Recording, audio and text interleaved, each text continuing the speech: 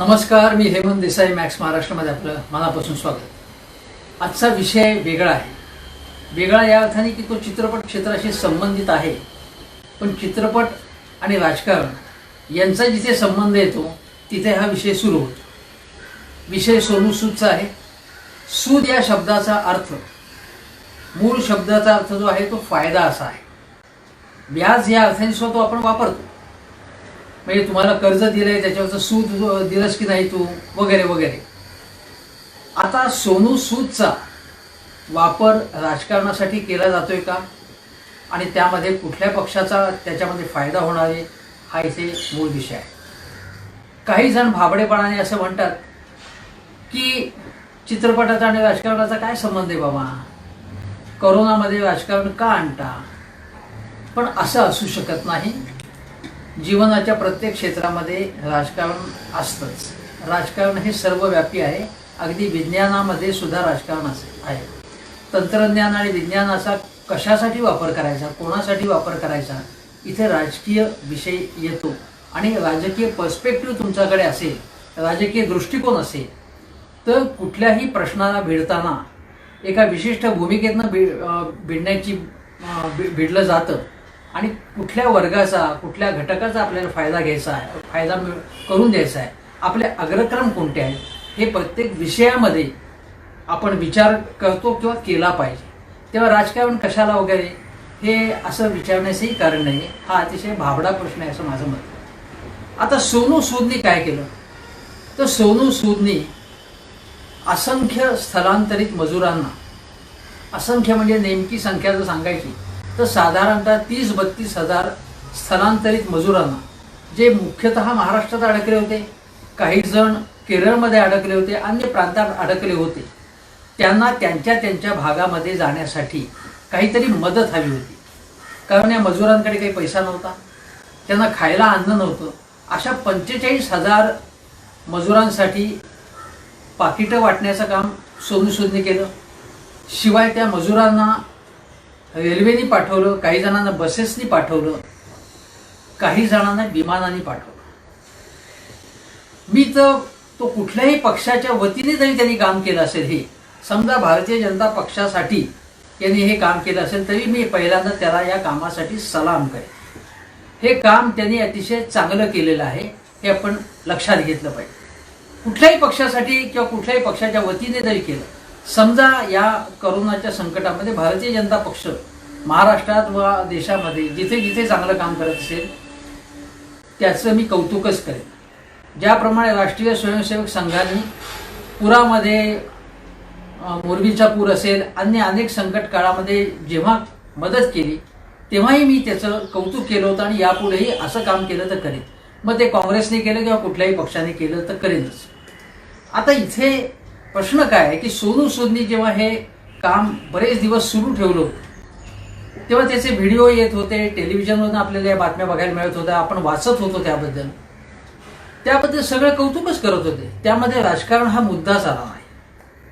मग राजकारण केव्हा सुरू झालं, तर ज्यावेळी सोनू सूदला राज्यपाल कोश्यारींनी आमंत्रण दिलं की मला भेटायला आहे. त्यानंतर सोनू सूद तिथे गेला. राज्यपालांनी त्याचं खूप कौतुक केलं त्याच्या कामाचं, आणि तुला जी काही मदत यासाठी लागेल ती आम्ही देऊ असं त्यांनी आश्वासन दिलं. आता इथे प्रश्न असा निर्माण होतो की सोनू सूद मुख्यमंत्र्यांना का भेटला नाही, असा प्रश्न उपस्थित झाला. पण सोनू सूदला जर राज्यपालांनी बोलवलं असेल आणि मुख्यमंत्र्यांनी बोलवलं नसेल समजा, तर याच्यामध्ये काय चर्चेचा मुद्दा कुठे येतो, वादाचा मुद्दा कुठे येतो असं आपण म्हणू शकतो. परंतु सोनू सूदला काही भारतीय जनता पक्षाच्या आमदारांनी आवाहन केलं होतं की आम्हाला आमचे मजूर इथे अडकलेले आहेत, किंवा काही मंत्र्यांनी सुद्धा त्याच्याकडून मदत मागितली होती, मदत घेतली होती, अशी माहिती प्रसिद्ध झाली. दुसरी माहिती अशी की सोनू सूदला अनेकांनी ट्विट केलं. आता असा प्रश्न विचारला जाईल की सामान्यतः जे स्थलांतरित मजूर आहेत ते अशिक्षित आहेत, त्यांना ट्विट वगैरे करता येईल का, तर माझ्या मते ट्विट करता येतं, कारण सोशल मीडिया व्यवस्थित वापरतात, अनेक जण वापरतात. तेव्हा तो प्रश्न उपस्थित करण्याचं कारणच नाही. कारण रेल्वेमध्ये जे अनेक जण अडकलेले होते ते ट्विट करत होते, मग सोनू सुद्धा नाही, अनेकांना ट्विट करत होते आणि त्यांच्या ट्विटर अकाउंटमधनं ज्या कमेंट्स गेल्या किंवा जी त्यांनी मागणी केली की आमच्या रेल्वेमध्ये पाणी नाही आहे, खायला काही नाही आहे, तर तुम्ही पाठवा, आणि अशी व्यवस्था झाली, तेव्हा सोशल मीडियाचा अशा प्रकारचा वापर होऊ शकतो. हा झाला एक भाग. परंतु काही भाजप आमदार किंवा भाजपच्या मंत्र्यांनी त्यांना आवाहन केलं, सोनूने मदत केली असेल त्यांना, अन्य काही कुठल्या पक्षाच्या लोकांनी आवाहन केल्यानंतर त्यांनी मदत केली की नाही ही माहिती अजून स्पष्ट झालेली नाही. परंतु जेव्हा राज्यपालांना सोनू सूद भेटला त्यानंतर सामना या शिवसेनेच्या मुखपत्रातनं संजय राऊत यांनी आपल्या रोखठोकमधून अशी तिखट स्वरूपाची टीका केली. ती तिखट स्वरूपाची टीका केली त्यामध्ये त्यांनी काय म्हटलं होतं, म्हणजे त्यांचे मुद्दे काय होते, तर संजय राऊतांनी असं म्हटलं, असा मुद्दा उपस्थित केला की सोनू सूद सारखे नवे महात्मा किती सहजतेने मजुरांना मदत करत आहे, असा प्रचार समाज माध्यमातून सुरू झाला. बघा, म्हणजे याच्यामध्ये त्यांनी उपरोध केलेला आहे आणि त्यांना नवा महात्मा असं म्हटलं. सोनूला राजभवनाचे निमंत्रण आले.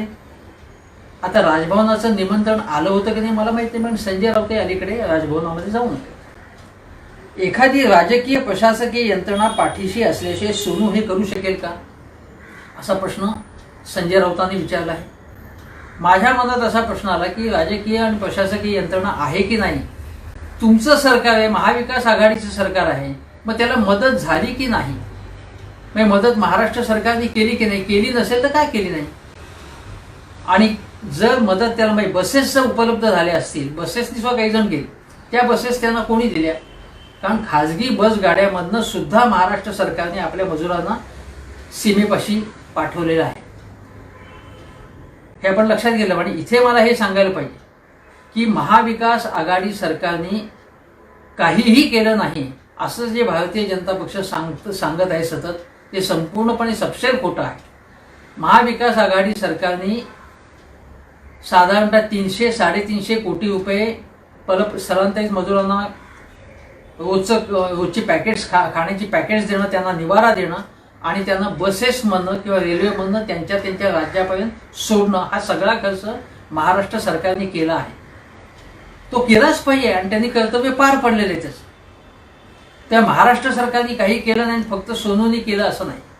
महाराष्ट्र सरकारने 15 लाख स्थलांतरित मजुरांना टप्प्याटप्प्याने पाठवलं आणि आम्हाला त्यासाठी रेल्वे उपलब्ध करून द्या अशी मागणी सर्वप्रथम उद्धव ठाकरे यांनी केली. तेव्हा त्यांच्याकडे दुर्लक्ष केलं गेलं. त्यानंतर जेव्हा उत्तर प्रदेश मध्य प्रदेशच्या भारतीय जनता पक्षाच्या मुख्यमंत्र्यांनी जेव्हा मागणी केली त्यानंतर ही मागणी मान्य झाली. म्हणजे भारतीय जनता पक्ष कोरोनामध्ये आम्ही काही राजकारण करत नाही असं बिलकुल नाही. तुम्ही केवळ आणि केवळ भारतीय जनता पक्ष सुद्धा राजकारणच करतात, हे मला इथे सांगायचं. आणि हा जो सगळ्या स्थलांतरित मजुरांचा जो प्रश्न उत्पन्न झाला तो महाविकास आघाडी सरकार किंवा अन्य राज्यातल्या कुठल्याही सरकारमुळे निर्माण झाला नाही.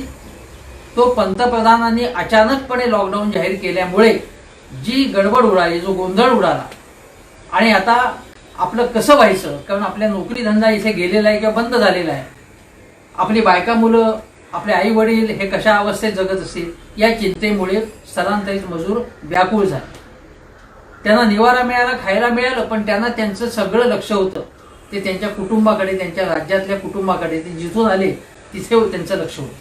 त्यामुळे हा प्रश्न हा भारतीय जनता पक्षाच्या सरकारने, मोदी सरकारच्या एका चुकीच्या निर्णयामुळे, कुठल्याही प्लॅनिंग न करता ज्याप्रमाणे नोटबंदीसारखा निर्णय घेण्यात आला आणि असंघटित कामगारांना खड्ड्यात घालण्यात आलं, देशाच्या अर्थव्यवस्थेची वाट लावण्यासाठी तो निर्णय कारणीभूत ठरला, जीएसटीचा जसा निर्णय कारणीभूत झाला, तसाच हा निर्णय अचानकपणे लॉकडाऊन जाहीर करण्याच्या निर्णयामुळे या देशाचं मोठं आर्थिक नुकसान झाले आणि अनेकांची प्रचंड गैरसोय झाली, प्रचंड त्रास झाला, अनेकांचा त्याच्यामध्ये जीव गेला. हे आपण लक्षात घेतलं पाहिजे. त्याला केवळ आणि केवळ मोदी सरकार त्याला कारणीभूत आहे. इथे महाविकास आघाडी सरकारचा काही प्रश्न निर्माण होत नाही. महाविकास आघाडी सरकारच्या काही त्रुटी असतील इथे हॉस्पिटल्सच्या बाबत, खाजगी हॉस्पिटल्सची मनमानी थांबू शकले नाही, सार्वजनिक हॉस्पिटलमध्ये सुद्धा व्यवस्था कशी आहे अनेकांना इकडून तिकडे धावायला लागतं, या त्रुटी आहेत. किंवा आज BSTच्या गाड्यांसाठी जी गर्दी झाली, गाड्यांमध्ये जो गोंधळ झाला, वाद निर्माण झाले, गर्दी झाली, हे सगळं जे आहे त्यामध्ये प्लॅनिंगचा अभाव. महाविकास आघाडी सरकार किंवा मुख्यतः BSTचा जे प्लॅनिंग करायला पाहिजे होतं त्यामध्ये हे सरकार थेटपणे त्याच्यामध्ये जबाबदार म्हणण्यापेक्षा बेस्ट उपक्रम हा त्याच्यामध्ये जबाबदार आहे. किंवा मुंबई महापालिका ती सुद्धा याला जबाबदार आहे. आणि BST असेल, मुंबई महापालिका असेल किंवा महाराष्ट्रातलं सरकार, याच्यामध्ये शिवसेना हा महत्त्वाचा भाग आहे, तेव्हा त्यांना याची जबाबदारी घ्यायला लागेल. त्या जबाबदारीपासून पळता येणार नाही. केवळ सकाळ संध्याकाळ किंवा भाजपच्या नावाने शिमगा केला आणि आपण सुटलो असं होणार नाही. तुम्हाला सुद्धा तुमचा दोष असेल तो तुमच्या पदरात घालायला लागेल आणि तो मी घालणार. आता संजय राऊत असं म्हणतात की एखादी राजकीय आणि प्रशासकीय यंत्रणा जर मदत नसेल तर तुम्ही अशी मदत करू शकणार नाही सामान्य लोकांना.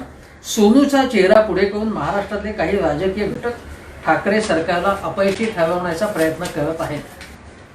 आणि हे खरंही असू शकेल, माहीत नाही आपल्याला त्यांच्याकडे काय पुरावा आहे. परंतु सोशल मीडियाचा वापर कुठला पक्ष अधिक प्रमाणामध्ये करतो आणि भारतीय जनता पक्षाची मूळ प्रवृत्ती काय की अनेकदा तो मागे राहून एखाद्या आंदोलनाला, एखाद्या गोष्टीला पुरस्कार करतो किंवा त्यांना चिथावणी देतो. रामलीला मैदानामध्ये अण्णा हजारेंचं आंदोलन जेव्हा होतं तेव्हा ते मागे होते. जेव्हा ते आंदोलन यशस्वी झालं त्यानंतर आम्ही त्यांना मदत केली होती असं त्यांनी सांगितलं. त्याच्यापर्यंत भारतीय जनता पक्षाचे प्रवक्ते, मी अनेक TV चर्चेमध्ये होतो, ते आमचा त्याच्याशी काहीही संबंध नाहीये. आम्हाला त्या आंदोलनाची जी मागणी आहे त्याला आमचं समर्थन आहे, पण आमचा त्या आंदोलनाशी काही संबंध नाहीये असं दाखवतो. भारतीय जनता पक्षाची मूळ प्रवृत्ती हे पण लक्षात घेतली पाहिजे की थेटपणे आम्ही ते करतोय असं सांगणार नाही. अनेकदा असं होतं. सोनू हा महाबली, बाहुबली असे चित्र रंगवण्यात हे पक्ष यशस्वी झाले. म्हणजे भाजप असंच संजय राऊतांना म्हणायचं. भाजपतील काही लोकांनी सोनूला दत्तक घेतले, हे दत्तक विधान गुप्त पद्धतीने झाले असं संजय राऊत म्हणतात. आपण लक्षात घ्या, सोशल माध्यमांवर छुप्या पद्धतीने भाजप कार्याचा उदो करण्याचे त्यात मान्य केले व त्यासाठी महिन्यात त्यांनी पूर्वी एक कोब्रा पोस्ट नावाची एक वेबसाईट आहे, त्या कोब्रा पोस्टने एक स्टिंग ऑपरेशन केलं. आपल्याला माहिती आहे की अगदी मीडिया माध्यमाच्या संस्थांचं सुद्धा ऑपरेशन केलं होतं, स्टिंग ऑपरेशन. पण त्या एका ऑपरेशनमध्ये असं लक्षात आलं की सोनू सूद म्हणाला की मला महिन्याला 1.5 कोटीची जर बिदागी मिळाली तर मी कोणाचाही प्रचार करायला मी तयार, असं सोनू सूदनी त्यात म्हणाल्याचं त्या कोब्रा पोस्टच्या याच्यामध्ये होतं. संजय राऊतांनी याची आठवण करून दिली. बरं झालं त्यांनी याच्यात आठवण करून दिली. त्याच्यामध्ये अनेक राजकीय पक्ष, मीडिया हाऊसेस सहभागी होते त्याच्यामध्ये. परंतु दुसरी एक गोष्ट या रोखोकमध्ये पुढे आली की शंकर पवार नावाचा एक बंजारा सेना संघाचा, राष्ट्रीय बंजारा संघाचा अध्यक्ष, ज्याचा फोटो मोदीजींबरोबर सुद्धा आपल्याला पाहायला मिळतो. याचा अर्थ त्याचा काय संबंध आहे भाजपशी मला माहिती नाही, कारण केवळ फोटोवरनं आपण संबंध थेटपणे लावू शकत नाही. आणि मोदीजींना भाजपचा माणूस भेटू शकतो असं नाही, कोणी भेटू शकतो. परंतु ही एक गोष्ट त्यांनी पुढे केलेली आहे. आता सोनू राज्यपालांना भेटला, आप महान कार्य कर रहे हैं, एक दिवस महान कार्य कर रहे हैं असं कोण म्हणालं तर राज्यपाल म्हणाले. संजय राऊतांनी मुद्दामून हे सांगितलेलं. म्हणजे बघा आता याच्यामध्ये जेव्हा राज्यपालांना भेटल्यानंतर हे राजकारण सुरू झालं. मी मगाशी म्हटलंच, याचं कारण असं आहे की संजय राऊतांना काय म्हणायचे की महाविकास आघाडी सरकारच्या काळामध्ये, या गेल्या 6 महिन्यात आणि विशेषतः कोरोना काळात आरोग्य यंत्रणेचा बोजवारा उडाला आहे असं अशी टीका तर भारतीय जनता पक्ष करत होते. पण हे अप्रत्यक्षपणे दाखवण्यासाठी बघा सोनू सूद कसं एकट्याच्या बळावरती कसा करतोय सोनू सूद काम, आणि हे एवढं सरकारी यंत्रणा हाताशी असून हे काहीच करत नाहीत. आपल्याला माहिती आहे की भारतीय जनता पक्षाचे प्रवक्ते रोजच्या रोज टेलिव्हिजनवरती काय काय सांगत असतात, हे ते सांगत असतात. अर्थात विरोधी पक्ष आहेत ते टीका करणार नाही. प्रवीण दरेकर बघा की प्रवीण दरेकर KEM हॉस्पिटलमध्ये गेले, त्यांनी पाहणी केली तिथनं. योगायोगाने त्यानंतर लगेच तिथल्या नर्सेस वगैरेंचं आंदोलन सुरू झालं. योगायोगाने झालं हे आंदोलन, आपण हे लक्षात घ्या. ते काहीच राजकारण करत नाहीत. म्हणजे राम कदम असतील, प्रवीण दरेकर असतील, देवेंद्र फडणवीस असतील, हे राजकारण करत नाही. ते लोकांच्या बाजूने फक्त बोलत असतात, असं त्यांचा दावा असतो.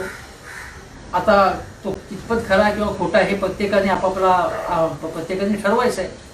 पण मी हे तुम्हाला सांगतोय मुद्दा म्हणून की आम्ही राजकारण करत नाही बुवा. हे सगळं शिवसेना, काँग्रेस, राष्ट्रवादी, काँग्रेस हा तर काय भ्रष्टाचारात बुडालेला पक्ष, शरद पवार नव्हतं काय तर कोणाचाच विश्वास नाही आहे, विश्वास काय तो आमच्यावरती, असं दाखवायचा भारतीय जनता पक्षाचा नेहमीच प्रयत्न असतो.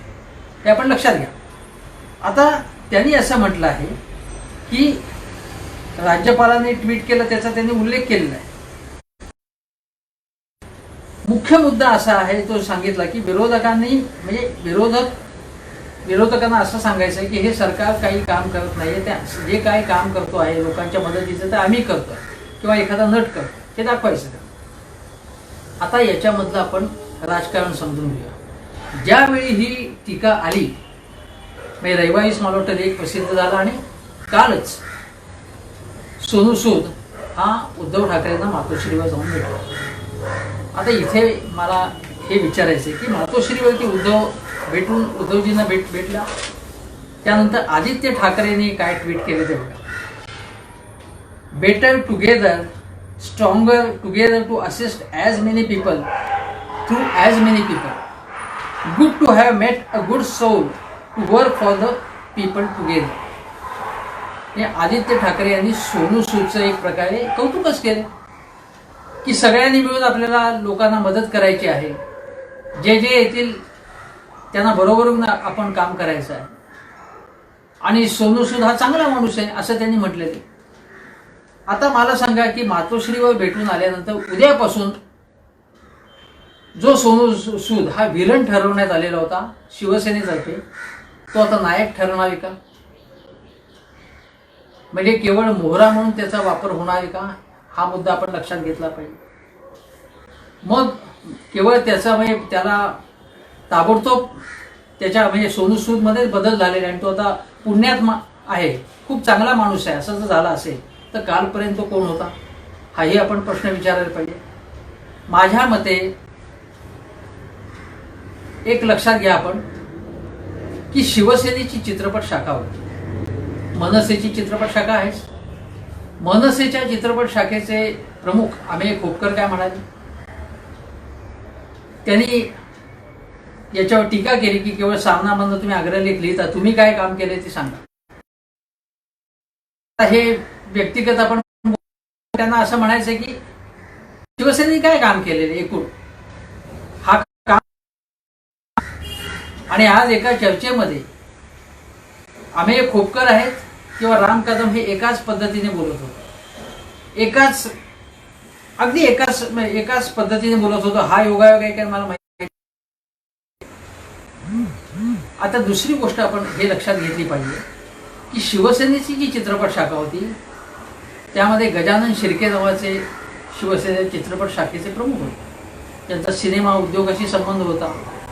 त्या काळामध्ये अनेक नट कलावंत, अगदी दादा कोंडकेसारख्या कलावंताला त्यांचा जो सोंगाडे हा चित्रपट आहे जो प्रदर्शित होऊ शकत नव्हता, तेव्हा शिवसेनेने पाठिंबा दिला, मग ते प्रदर्शित होऊ शकला आणि तेव्हापासून दादा कोंडके हे शिवसेनेचे झाले. त्यांनी बाळासाहेब ठाकरे आणि त्यांची दोस्ती खूप होती. अनेक जण मराठी चित्रपट क्षेत्रातले हे शिवसेनेशी संबंधित होते. म्हणजे शिवसेनेने सुद्धा चित्रपट कलावंतांचा वापर केलेला आहे, मुळात शिवसेनेनेच अधिक केलेला आहे वापर, असं माझं म्हणणं. मी तर या उपर असं म्हणेन की ज्या शिवसेनेची चित्रपट शाखा होती अशी शाखा सुरू करावी असं कोणालाही वाटत नव्हतं. आता त्या चित्रपट शाखेतर्फे काय काय गोष्टी होत होत्या, या सगळ्या स्वागतार्ह होत्या का, हाही प्रश्न आहे.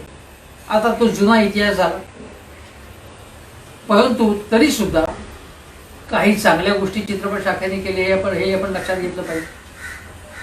मग आज कोरोनासारखं संकट असताना ज्याप्रमाणे चित्रपटाचं शूटिंग सुरू व्हावं म्हणून उद्धवजींच्या उपस्थितीमध्ये एक मीटिंग झाली. त्यानंतर शूटिंग सुरू करायला परवानगी देण्यात आली. चांगली गोष्ट झाली.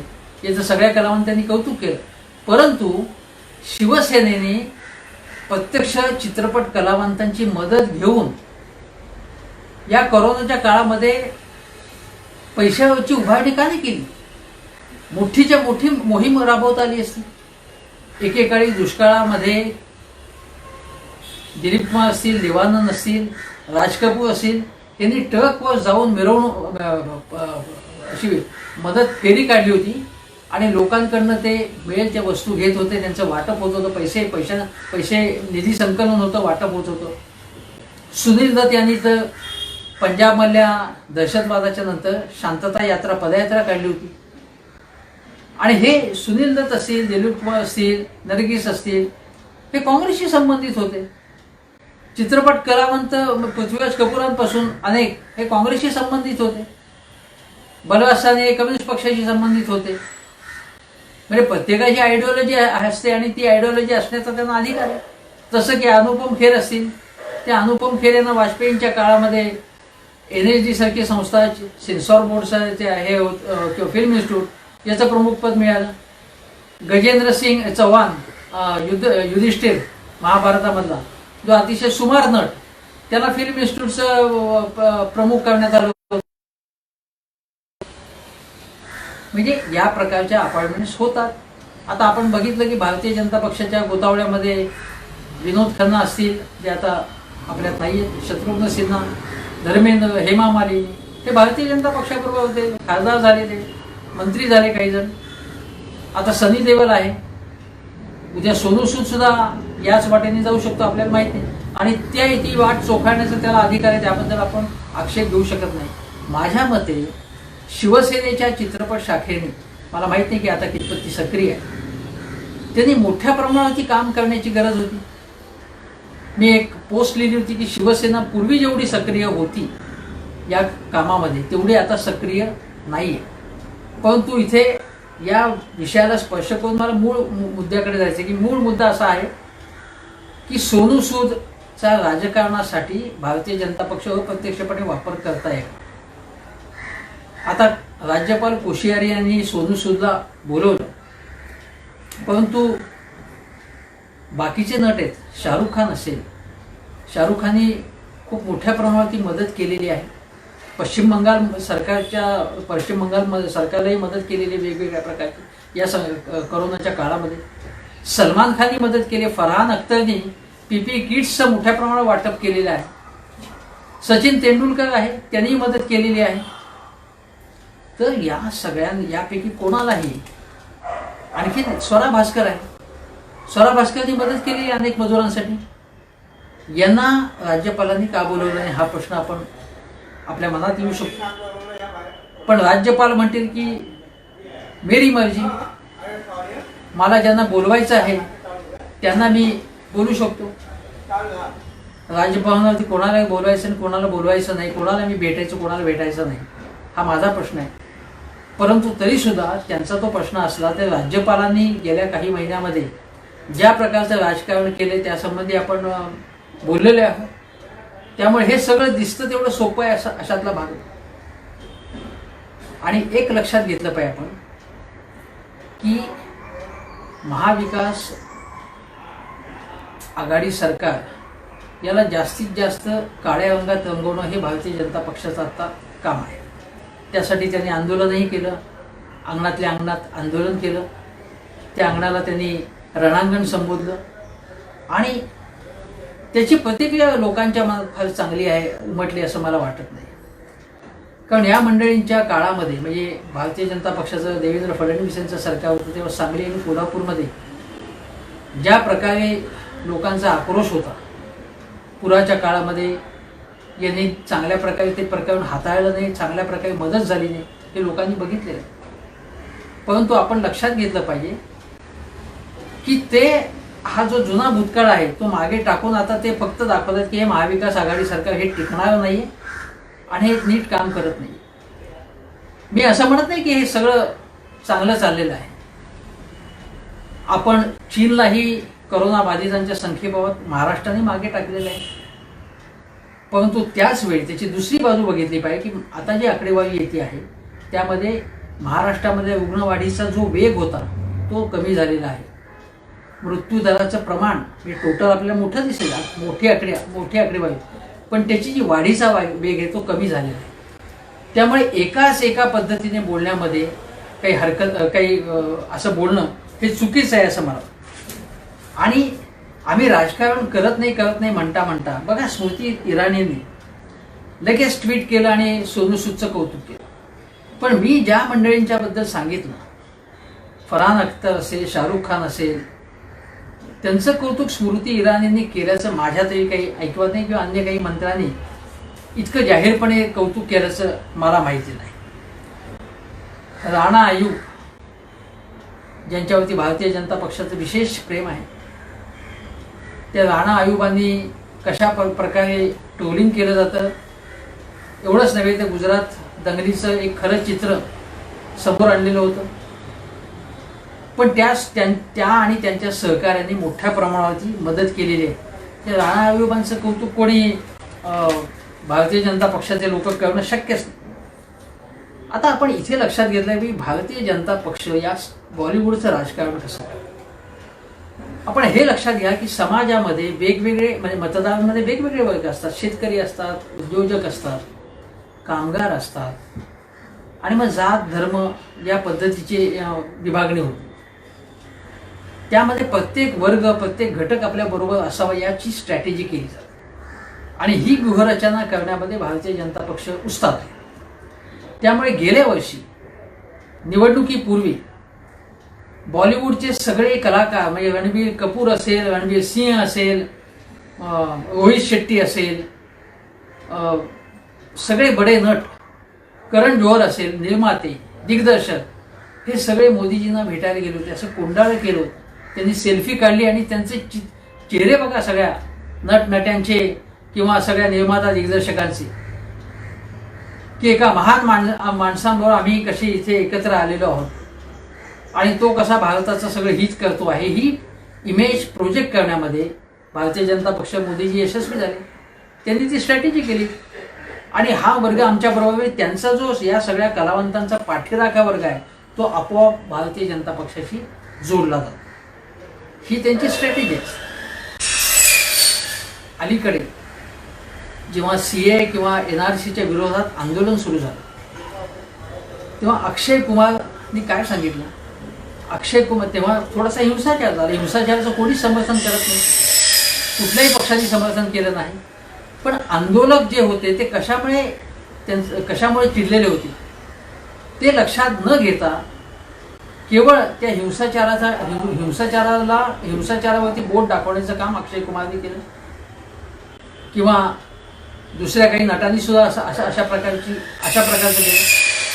उलट स्वरा भास्कर असेल, दीपिका पडुकोन असेल, त्यांनी जेव्हा या आंदोलकांना पाठिंबा दिला एक प्रकार, सोनम कपूर असेल तेव्हा त्यांना ट्रोल केलं गेलं, त्यांच्यावर टीका करण्यात आली, त्यांना अतिशय बाह्य शब्दामध्ये त्यांच्यावर टीका करण्यात आली.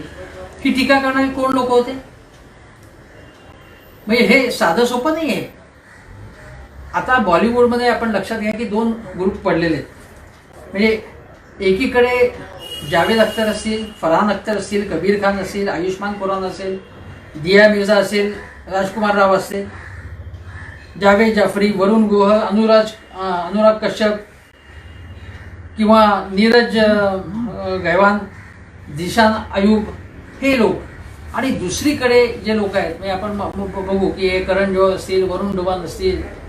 आता अक्षय कुमारनी तर चित्रपट हे केले किंवा उरीचा नायक, उरीचा उपयोग कसा करण्यात आला भारतीय जनता पक्षाने हे आपण लक्षात घेतलं पाहिजे. बॉलिवूडमध्ये पूर्णपणे राजकारण आहे आणि त्या राजकारणाचा उपयोग करून घेण्यामध्ये भारतीय जनता पक्ष यशस्वी झाला आहे. एकेकाळी काँग्रेस ते करत होतं तेव्हा भारतीय जनता पक्षाला ते राजकारण त्या कलावंतांचा उपयोग करून घेणं हे सुद्धा त्यांच्या हातात आहे. काही चॅनेल्सवरती बॉलिवूडमध्ये ठराविक लोक येऊन भारतीय जनता पक्षाच्या विरोधकांना कसं झोडपत असतात हे सुद्धा आपण बघितलेलं आहे. तेव्हा आता जे कलावंत संबंधित विषय असेल आणि ते झोडपण्यासाठी किंवा प्रचारामध्ये भाजपच्या जे सहभागी होत असतील या प्रचारकांच्या स्टार प्रचारकांच्या मांदियाळीत उद्या सोनू सूद येईल की नाही भारतीय जनता पक्षाबरोबर हे आपल्याला माहिती नाही. कारण सोनू सूद हा ज्या भागातला आहे त्या भागामध्ये भारतीय जनता पक्ष पंजाब असेल हरियाणा असेल भारतीय जनता पक्षाला मोठा सपोर्ट आहे. सोनू सूदची जी इमेज आहे ती आपण लक्षात घ्या. सोनू सूद हा हिरो म्हणून काही फारशा यशस्वी झाला नाही, परंतु दबंगमधला त्याचा छेदी सिंग जो होता तो खूप लोकप्रिय झाला होता. आणि आपल्याला माहिती आहे की हम तुम में इतने छेद करेंगे कि कंफ्यूज हो जाओगे की सांस कहां से ले आणि डॉट डॉट डॉट अशा प्रकारचा सलमान खानचा संवाद मोठा लोकप्रिय झाला. दबंगमध्ये सलमान खान आणि छेदी सिंग म्हणजेच सोनू सूदची मारामारी ही लोकप्रिय झाली होती. हे संवाद लोकप्रिय झाले होते. सोनू सूद लोकप्रिय झाला होता. मग जोधा अकबर असेल सिम्बा असेल अशा अनेक चित्रपटामधनं सोनू सूदला आपण बघितलेले. हॅपी न्यू इयर मधनं बघितलेले. साऊथच्या फिल्म मधला तो व्हिलन म्हणून खूप लोकप्रिय झालेला आहे. परंतु एका टप्प्यानंतर थोडंसं वय मध्यवयात आल्यानंतर त्या नटाला वाटतं की आता नवीन पिढी येईल, नवीन कलावंत येतील, कदाचित आपण मागे जाऊ आणि तो राजकारणामध्ये उतरण्याचा प्रयत्न करू लागतो. अशा अमिताभ बच्चनने राजकारणात जाऊन यश काही मिळवलं नाही. राजीव गांधींच्या आग्रहास्तव तो अमिताभ बच्चन राजकारणात गेला. तिथे तो अयशस्वी झाला. मी एका राजकारणाच्या गटार गंगेमध्ये मी गेलो, ती चूक झाली असं त्यांनी कबूल केलं. सोनू सूद सारखा जो हट्टाकट्टा धिप्पाड असा माणूस जो आहे, ही जी मस्क्युलर हिरोची इमेज जी आहे, जी भारतीय जनता पक्षाच्या इमेजशी राष्ट्रवाद, नॅशनलिझम, आक्रमक हिंदुत्ववाद या सगळ्या चौकटीमध्ये फिट्ट बसणारी आहे. आणि सोनू सूद उद्या भाजपमध्ये जाऊ शकतो, निवडून येऊ शकतो. परंतु हे सगळं झालं, हे सगळं आपण राजकारण म्हणून समजून घेतलं पाहिजे. हे सगळं जरी झालं तरी आज सोनू सूदने जे काही केलेलं आहे त्याचं व्याज जे आहे किंवा त्याचा फायदा जो आहे तो कोण घेणार हा मी या व्हिडिओमध्ये प्रश्न विचारलेला आहे. आणि यामध्ये फायदा जो आहे तो भारतीय जनता पक्ष घेतो आहे आत्ता तरी असं दिसतं. आणि त्याला फायदा घेता येऊ नये, महाविकास आघाडी सरकारची प्रतिमा जी आहे ती बाधित होऊ नये. महाविकास आघाडी सरकार हे नीट चाललेले हे सांगण्याचा शिवसेनेचा किंवा संजय राऊतांचा प्रयत्न आहे. मातोश्रीवर जाऊन अनेकांनी यापूर्वी लोटांगण घातलेलं आहे. ज्यावेळी पूर्वीच्या काळामध्ये जेव्हा महाविकास आघाडी सरकार वगैरे प्रश्नच होता, अनेक वर्षांपूर्वी अनेक नट, संजय दत्त जेव्हा अडचणीत आला होता तेव्हा मातोश्रीवरती सुनील दत्त त्याला घेऊन गेलेले होते. अमिताभ बच्चन सुद्धा अडचणीच्या वेळी मातोश्रीवरती जाऊन आलेला आहे. अलीकडच्या काळात राज ठाकरे यांनी काही आंदोलनाची घोषणा केली, काही सिनेमांच्या वरती बहिष्काराचा इशारा दिला. तर आपण बघितलं की करण जोहर असतील किंवा अन्य जे नट आहेत, काही निर्माते असतील, ते राज ठाकरे यांना भेटण्यासाठी जातात. परंतु माझा मुद्दा असा आहे की सोनू सूदने मातोश्रीवर जाऊन लोटांगण घातलं तर तो चांगला आणि त्याच्या अगोदर वाईट असं म्हणता येणार नाही. मातोश्रीवर जाऊन आल्यानंतर सोनू सूदने काय सांगितलं की माझं काम सुरू राहणार आहे, सगळेच जण काम करतायत आणि सगळे बरोबर, म्हणजे असं साधारण तो शिवसेनेचा उल्लेखही न करता तो बोल. पण मातोश्रीवर जाऊन उद्धव ठाकरे, आदित्य ठाकरे आणि सोनू सूद यांनी मिळून एखादं भजन म्हटलं असेल का? मातोश्रीवरती तो का गेला? मातोश्रीवर जाऊन, कारण तो बॉलिवूडमध्ये मुंबईत आहे, मुंबईत राहतो. महाराष्ट्राच्या भूमीत राहून त्याला यश मिळालेलं आहे. दक्षिणेचं यश मिळालं, पण महाराष्ट्रामध्ये बॉलिवूडमध्ये त्याला महत्त्वाचं यश मिळालेलं आहे. त्यामुळे इथे जर तुम्हाला नीटपणे काम करायचं असेल तर आम्हाला दुखवून चालणार नाही, हा मेसेज शिवसेनेने दिलेला आहे. त्यामुळे आता सोनू सूद काय करणार हा त्याचा तो बघेल. पण बॉलिवूडमध्ये दुफळी होती ती आणखीन आता व्यापक झालेली आहे. परंतु भारतीय जनता पक्ष वेगवेगळ्या माध्यमांचा, कधी कलावंतांचा, सोशल मीडियाचा, वेगवेगळ्या लोकांचा या पुढच्या काळातही वापर करेल, याआधी वापर करत होती. महाविकास आघाडी सरकार हे कसं वाईट चाललेलं आहे हे दाखवण्याचा भारतीय जनता पक्षाचा प्रयत्न आहे. आणि याच्यामध्ये सोनू सूद त्यांनी स्वतःहून अशी गोष्ट केली असेल राजकारण करण्याचा, पण सोनू सूदचा वापर मात्र भारतीय जनता पक्षाने प्रत्यक्ष किंवा अप्रत्यक्षपणे केला आहे, हे लोकांनी लक्षात घेतलं पाहिजे. भारतीय जनता पक्षाचा काय डाव आहे हे लोकांनी लक्षात घेतलं पाहिजे. या भारतीय जनता पक्षाला शेजारच्या गुजरातमध्ये कशा प्रकारचं काम चाललेलं आहे, गुजरात सरकारने किती वाईट पद्धतीने काम सुरू केलेलं आहे हे त्यांना काही बोलावं असं वाटत नाही. उद्या तिथे जाऊन एखाद्या नटाने असंच काम केलं आणि गुजरातचं सरकार कसं नालायक आहे हे सांगण्याचा प्रयत्न केला तर ते भारतीय जनता पक्षाला चालेल का, आवडेल का, रुसेल का, आणि तेव्हा भारतीय जनता पक्षाची रिॲक्शन काय असेल याचाही विचार केला पाहिजे भारतीय जनता पक्षाने. तेव्हा राजकारण नाही आहे, राजकारण आम्ही काहीही कुठल्याही प्रकारचं करत नाही, तुम्हीच राजकारण करता आहे असं म्हणण्याचं काही कारण नाही आहे असं मला स्पष्टपणे इथे म्हणावेसं वाटतं. जेव्हा अक्षय कुमार पंतप्रधानांची मुलाखत घेतो ती सर्व चॅनलवर दिसते आणि तेव्हा तो असा प्रश्न विचारतो की तुम्हाला आंबे खायला आवडतात का, तेव्हा ते राजकारण नसतं. किंवा अचानकपणे राष्ट्रवादाचा प्रचार करणारे चित्रपट यायला लागतात. मुस्लिमांना केवळ आणि केवळ मुस्लिमांना देशविरोधी दाखवण्याचं म्हणजे इस्लामोफोबिया जागवणारं अशा प्रकारचे सिनेमे एकदम यायला लागतात, तेव्हा ते राजकारण नसतं असं कसं म्हणता येईल. हे लक्षात घेतलं पाहिजे आपण. पद्मावत असेल, उरी असेल, केसरीच्या निमित्ताने किंवा टॉयलेट एक प्रेमकथा या निमित्ताने कुठल्याही प्रकारचं राजकारण झालं नाही. जेव्हा स्वच्छता अभियान लॉन्च करण्यात आलं तेव्हा अचानकपणे टॉयलेट एक प्रेमकथा सिनेमा आला, हे सुद्धा आपण विसरता कामा नये. किंवा पियुष गोयल आणि भारतीय जनता पक्षाचे उपाध्यक्ष यांनी NRC आणि CAAच्या वेळी जेव्हा सगळ्या कलावंतांची एक मीटिंग घेतली तेव्हा ते राजकारण नव्हतं का, हेही आपण लक्षात घेतलं पाहिजे. तेव्हा राजकारण भारतीय जनता पक्ष पद्धतशीर करत आहे. संजय राऊत यांनी आपल्या माध्यमातून हे राजकारण कसं सुरू आहे हे दाखवण्याचा प्रयत्न केला आहे. पण मी या सगळ्या व्हिडिओमधनं या राजकारणाचे बारकावे किंवा गुंतागुंत तुमच्या पुढे दाखवण्याचा प्रयत्न केलेला आहे. सोनू सूद प्रत्यक्ष स्वतःहून राजकारण करतोय की नाही मला माहित नाही, पण सोनू सूदच्या माध्यमातून भारतीय जनता पक्ष आपलं इप्सित साध्य करण्याचा प्रयत्न करतोय. आता प्रत्येक गोष्टीला पुरावा द्या, याचा काय पुरावा, असं पुरावा देता येत नाही. पण राजकारणाची आपण चर्चा करतो आहोत तेव्हा राजकारण आपण समजून घेऊया. आणि मुख्य गोष्ट अशी आहे की मी सांगितलं की शिवसेनेने सुद्धा एक पक्ष म्हणून ज्या पद्धतीने सक्रिय व्हायला पाहिजे त्या पद्धतीने आणखीन सक्रिय, कोरोनाच्या काळात तरी अजिबात सक्रिय नाही असं मी म्हणत नाही, पण पूर्वी इतका सक्रिय नाही आहे.